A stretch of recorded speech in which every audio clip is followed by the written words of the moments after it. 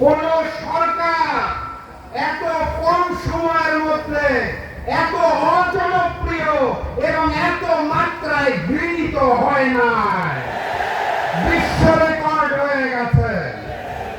আজকে আমার বক্তব্যের সময় নির্ধারণ করা হয়েছে 5 মিনিট। এই 5 মিনিটে এই গৃহীত সরকারের কোন বিষয় নিয়ে বলবো আমি বুঝে উঠতে পারছি না।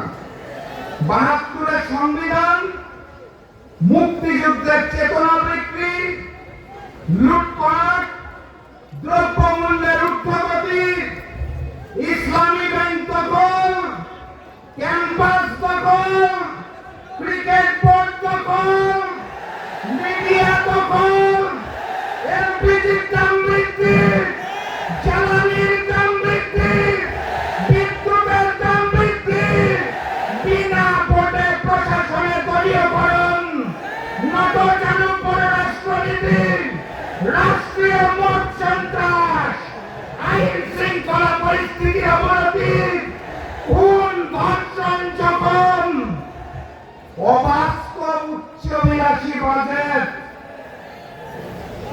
তাদের মুনাফিকি বেঈমানি, নাকি বাংলাদেশ জামাত ইসলামীকে নিয়ে অপপ্রচার। 5 মিনিটে কোন বিষয় নিয়ে বলবো? চিন্তা করে দেখলাম যে এই সব বিষয়ের নাম খালি বলেছি পূর্ববর্তী ফ্যাসিস্ট শেখ হাসিনার আমলেও এই সকল বিষয় নিয়েই আমাদের প্রতিবাদ করতে হয়েছে। অতএব সেই